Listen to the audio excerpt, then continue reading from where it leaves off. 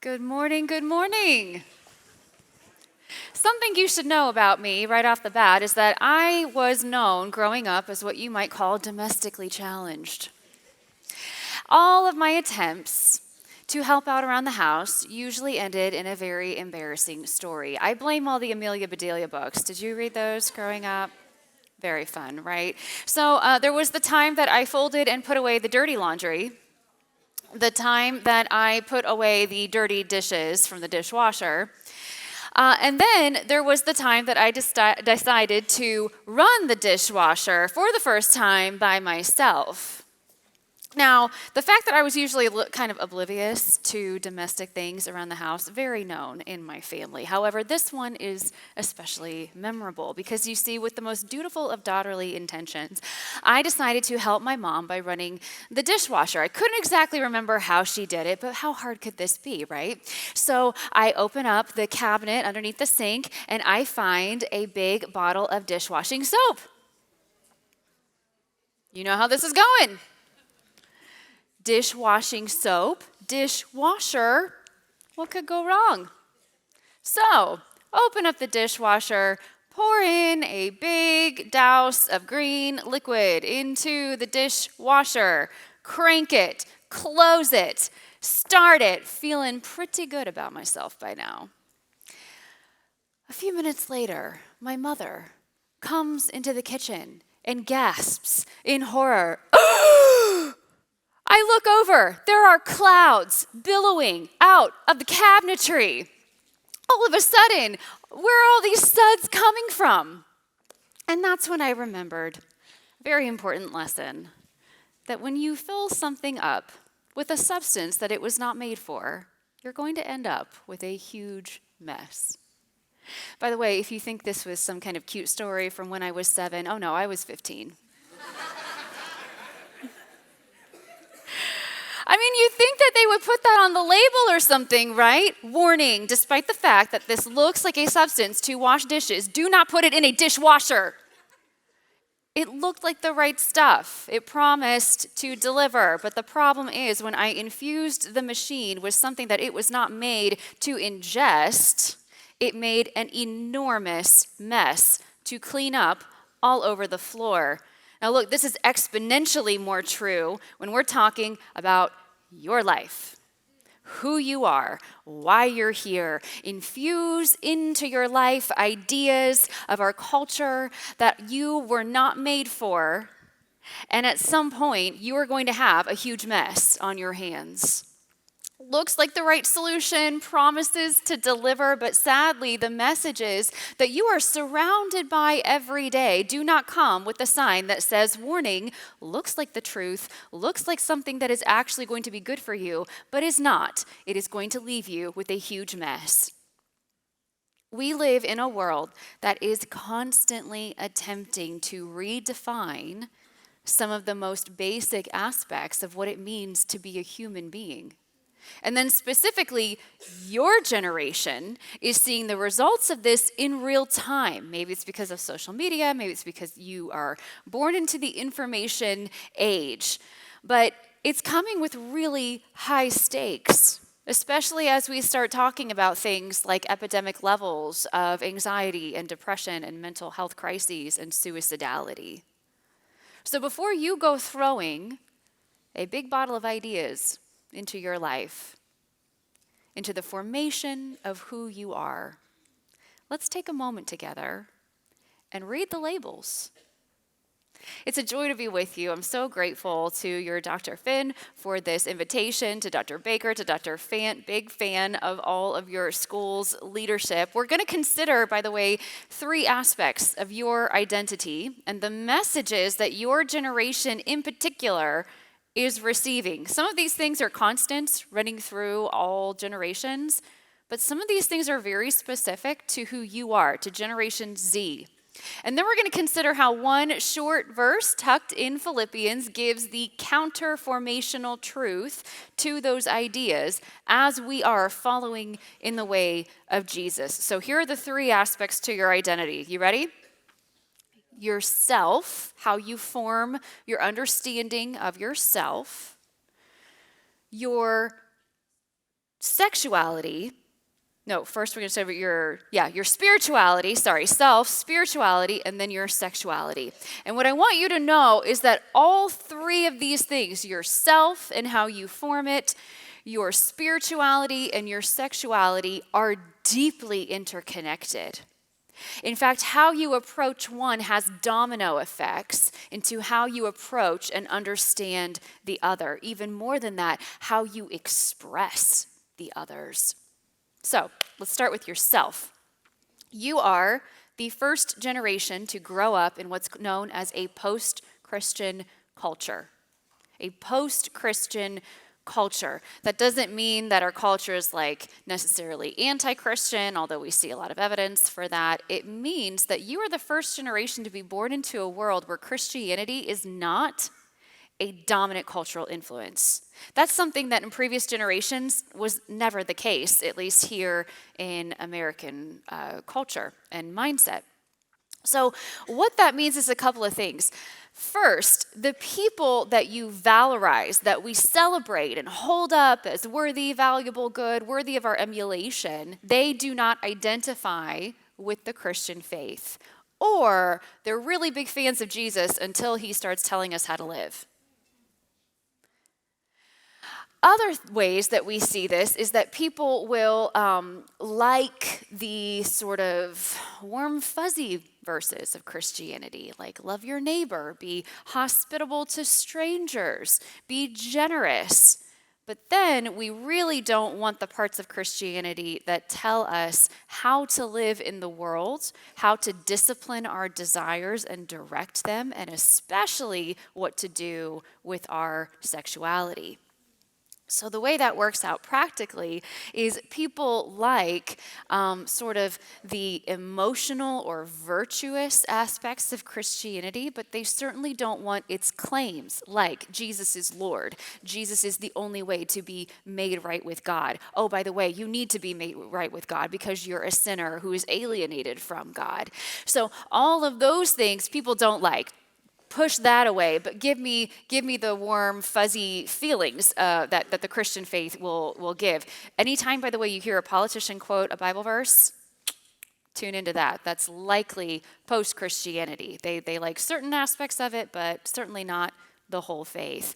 Pastor Mark Sayers is a pastor out of Australia, and he said it this way: people desire the kingdom, but without the king. They desire the kingdom, but without the king. It's one of the misnomers of our secular age, is that you can have the kingdom without the king. In fact, so many things happening in your political sphere, your political life, are people trying to make the world a just and good and righteous place, but they don't want a just and good and righteous God, because then they would have to be accountable to that good, just, and righteous God, and nobody wants that.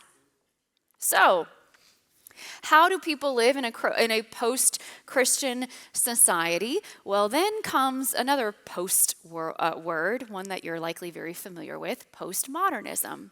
I know you've heard this word before. Postmodernism says there is no such thing as absolute truth. Ironically, of course, an absolute statement. But it goes even deeper. See, postmodernism says that even if truth is out there, there's no way you and I can access it.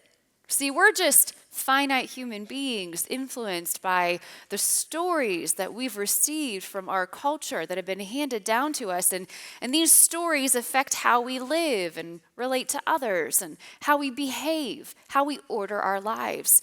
But no story is necessarily better than another story.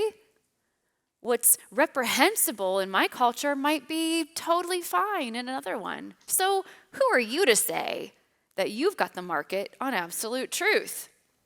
As a result, anybody who does claim to have the market on absolute truth is held in suspicion. You are just trying to control people. You are just trying to gain the upper hand. It's all about a power game. See, that's what postmodernism leads to. There's nothing to anchor who you are into, to latch onto, because anybody who would claim there is such a thing as a God or absolute right and wrong, well, this is just a ruse to gain power over you. Here's another one. By the way, these are things that are in the water. And they affect how you relate to yourself, your world, your relationships. With postmodernism, by the way, the only sin is to say that there is sin. Because once you say that there are universal moral implications about human beings and how that they should live, well, now you're saying that if they don't live up to those standards, that they are wrong. And now you've just committed the one cardinal sin, is to tell someone that they are wrong. Well, in that case, how do you determine what is right? If you live in this post-Christian culture, in a postmodern society, how do you arrive at truth? Then we come to the third idea that you are affected by without even realizing it. It's called expressive individualism. Expressive individualism. By the way, if you watch Disney movies, you've seen expressive individualism since you were like 3. From expressive individualism, you get what I would call the 3-word mantras. You do you. Live your truth. Follow your heart. Expressive individualism says that the inner you is the real you. It is the true and authentic you, and this real you holds the key to all of your happiness and fulfillment.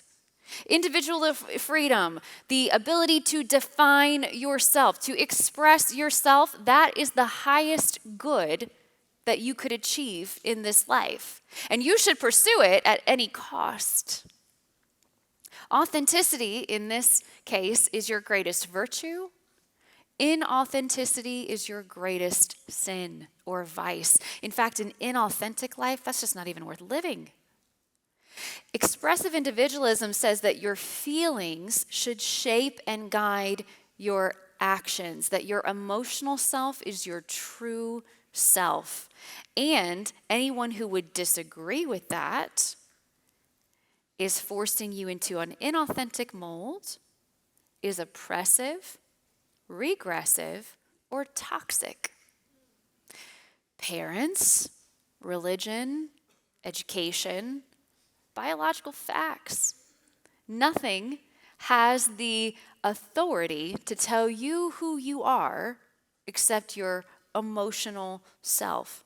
And as a result, someone pursuing her emotional self is fulfilling her whole purpose in life, trying to make the outer world conform to the inner world. And again, the only thing that's wrong is to judge someone else's truth as wrong. One more. All of this leads to a deep distrust of society, a deep distrust of all social expectations. Because see, if you're living in this post-Christian world, in a postmodern society, with expressive individualism guiding and driving your life, what do you do when someone disagrees with your inner truth? Well, you hold it in suspicion because, of course, someone who would be disagreeing with you is just all about trying to gain the upper hand of power.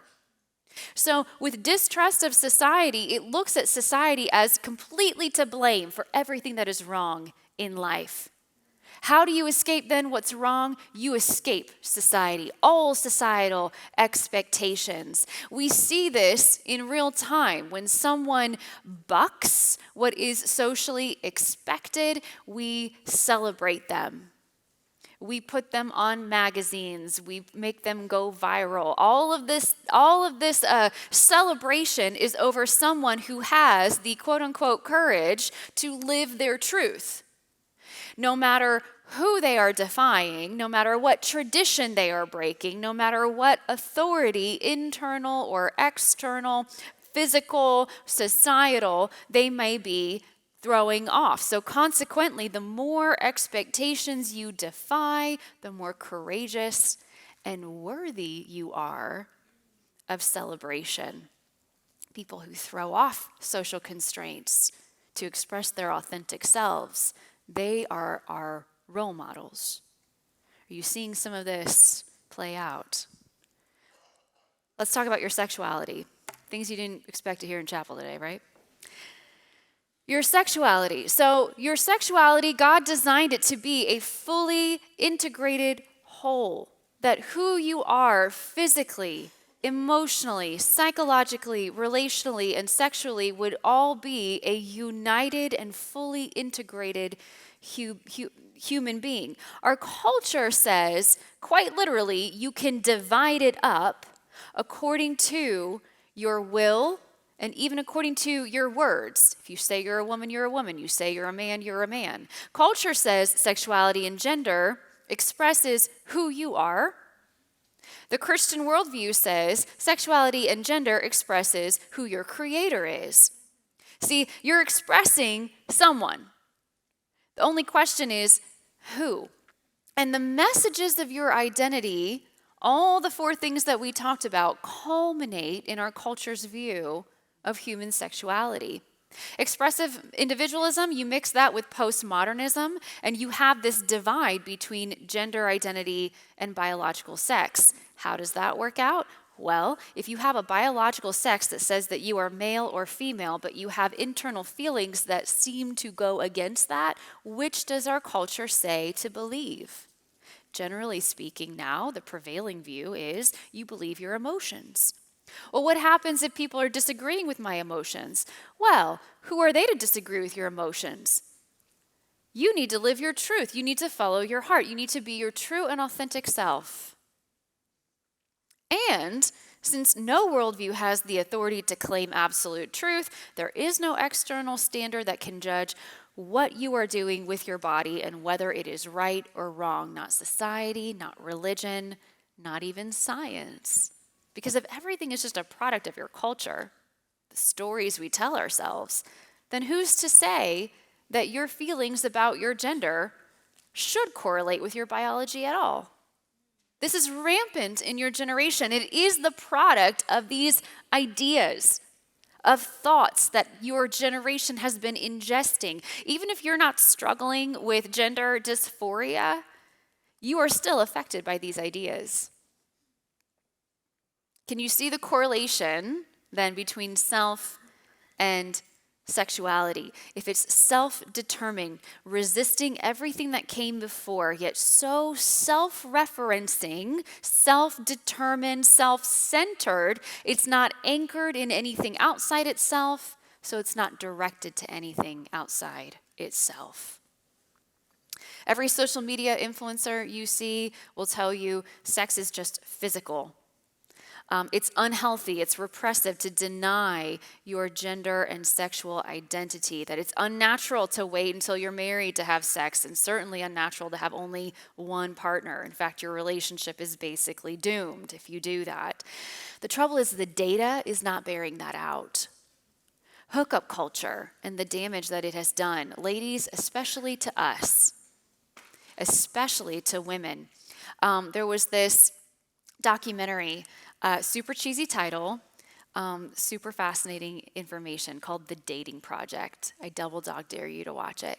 And it basically is demonstrating how the hookup culture has so harmed your generation. And the results of the hookup culture is because of a mindset that so separates sex from the self, and it tells people that what you do with your sexuality has no meaning. Has no meaning on who you are.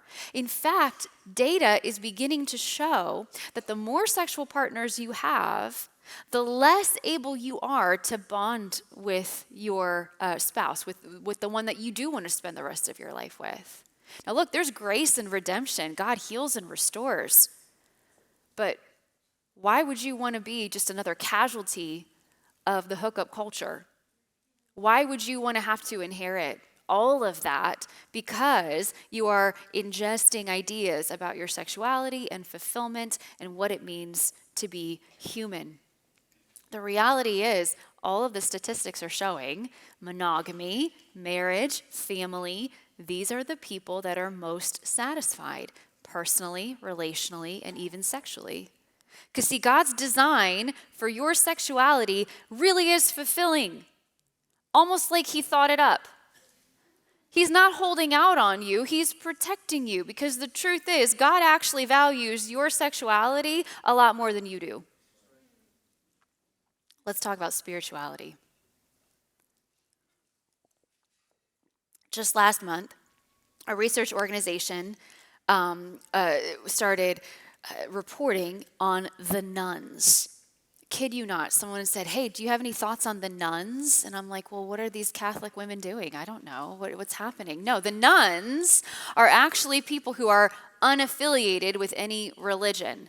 N-O-N-E-S, the nuns. And the trend line is increasing.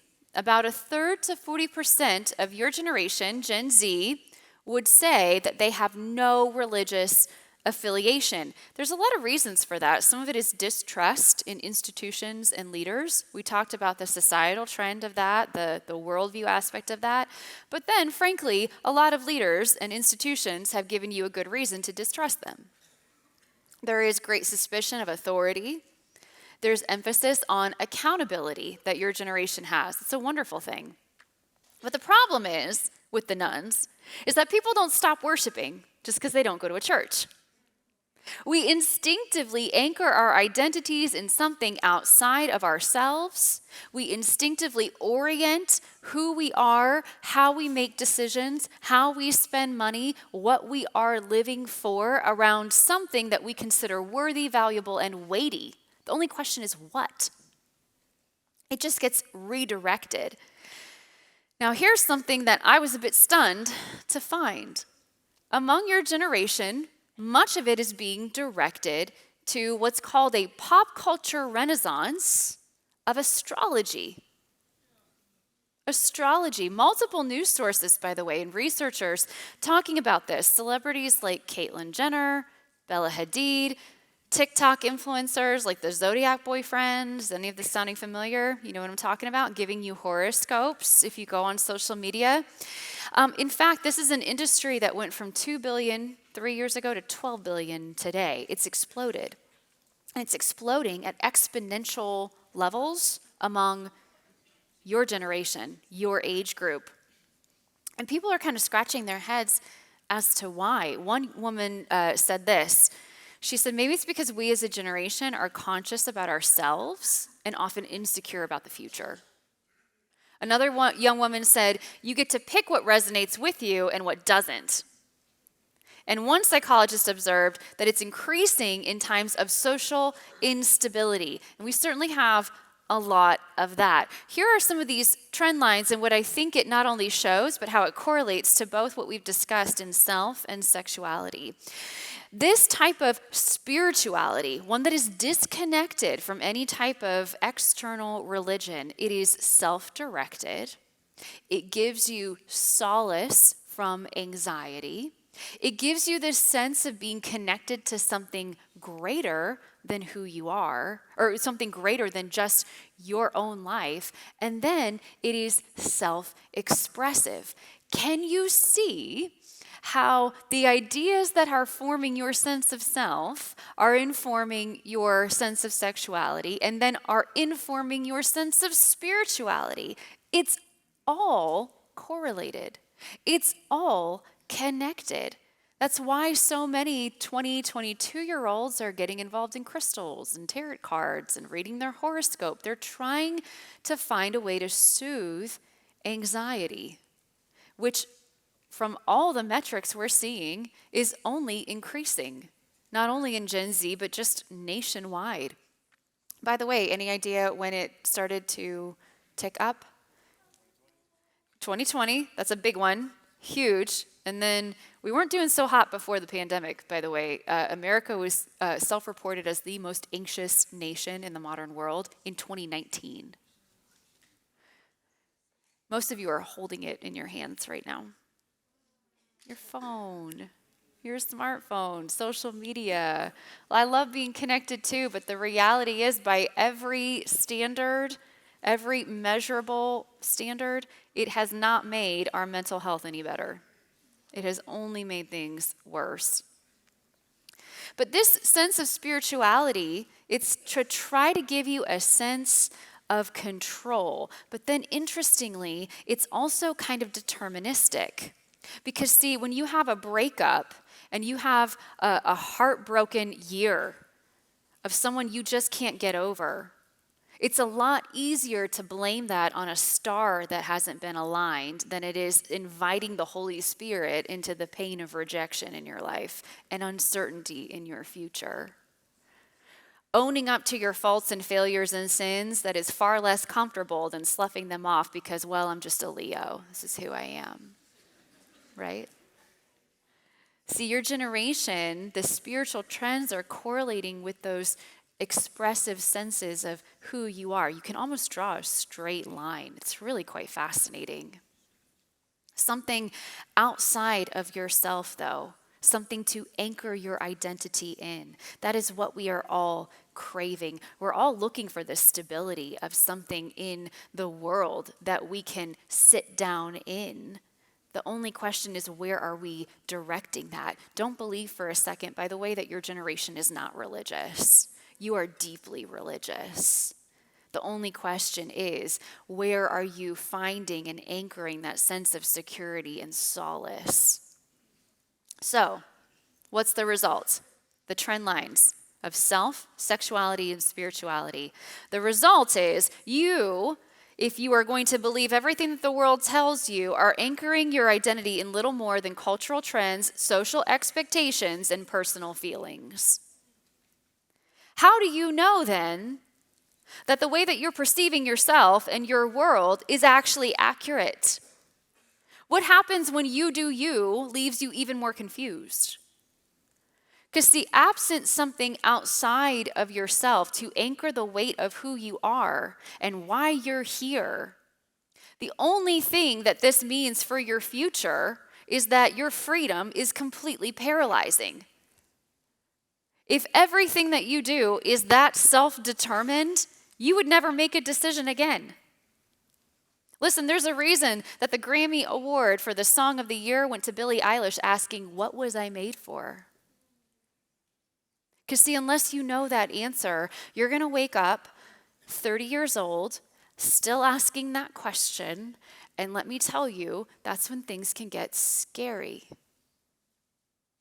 Post-Christianity, expressive individualism, epidemic levels of anxiety and depression, mental health crises, it all funnels together and gets really serious really fast. Listen, this worldview stuff is not an exercise in philosophical questions that nobody is really asking. This is about your future. This is about what is going to hold you up when the bottom drops out. Because the bottom is going to drop out. So what do you and I need? How do we have a counterformational truth? Well, let me give you, quickly, in our time left, we could spend all day talking about this, by the way, one verse that I think gives the truth for all of these three aspects. It's Philippians 3:10. You don't have to go there. I'm just going to read it to you. Paul says, my goal or my aim is to know him, that's Christ, the power of his resurrection and the fellowship of his sufferings. This knowing that he describes, by the way, not like how you're going to know information from your classroom. This is a deeply transformative relational knowledge. This is the kind of knowledge that leaves you changed. And it's the kind of knowledge that comes from being in relationship with Christ. And Paul is saying, that's my aim. That's my goal. Because what he knows is that we are all aiming at something. We aim at what we consider valuable. We aim at what we're going to put the weight of our identity into. Now, some of those we can identify: achievement, athletics, money, sex, drugs, rock and roll, right? But usually that's a symptom.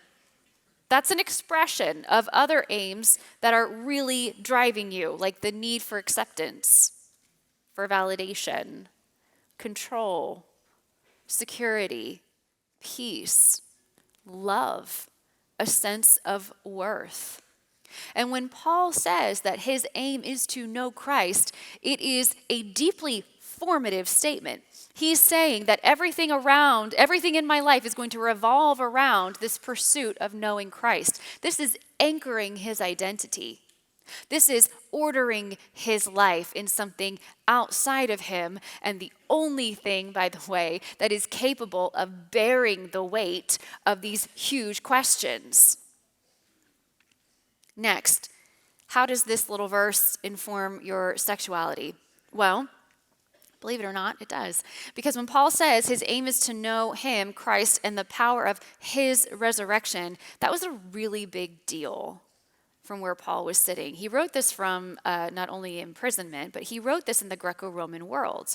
Now, he's not talking about sex in this verse, but he is talking about the physical, created, material world.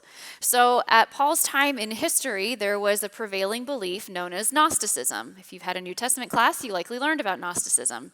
Gnosticism said, material world, evil, spiritual world, good. And the way that you are saved, your salvation, is to escape the material world, to have some type of experience, emotionally, spiritually, some type of higher plane that you reach to, and that is salvation. It is being saved from the physical world. So when Paul is saying our God physically came, died, was raised, physically ascended, is going to physically come back and raise you to a physical heaven and a physical earth, that sounded stupid. That sounded absolutely nuts. But what Paul is saying is the physical world matters. Jesus didn't just come to save your soul, he came to redeem all of you. That has a direct correlation to your sexuality. That has a direct correlation to your gender identity. That God, who made you in love, made you down to the 23rd chromosome that determined whether you are male or female and what it means for you to be in his image. It all has meaning. It all has weight. We're living in a culture that is sort of this ancient Gnosticism 2.0, because what it says is that if you feel some type of anxiety or discomfort within yourself, maybe you were actually born in the wrong body, and what you need to do is get on all of these procedures and pills and plans, and you can escape your physical body and find true spiritual fulfillment. Terms, trends, technology, they all change. But the deception is quite old. And so is the truth that sets you free. Because when Paul is saying that knowing the power of his resurrection, that is protecting him from false ideas of what it means to be a human being. It's protecting him from false trends that would tell him, here's how you can be a fulfilled person. Again, he's anchoring it all in the reality of Jesus and what he did. The Bible, culture tells you your body is irrelevant to your identity, disconnected from who you really are.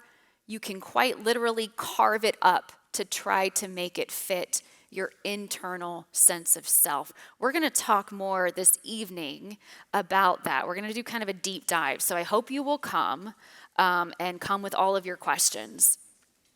Then let's look at that bigger picture, though, of how this affects your sexuality. Nancy Pearcey said it this way: what Christians do with their sexuality is one of the most important testimonies they give to the surrounding world. Let's talk then to, I hear you rumbling, don't rumble. We've got like 4 minutes. I'm going to take all your time, by the way. Spirituality. This is important.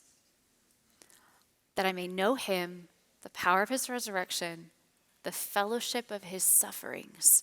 You know, one of the reasons that your generation is struggling so much with anxiety, depression, and mental health crises is you have not been given a framework of what to do when life doesn't work out how you expect. You have not been given a framework for suffering.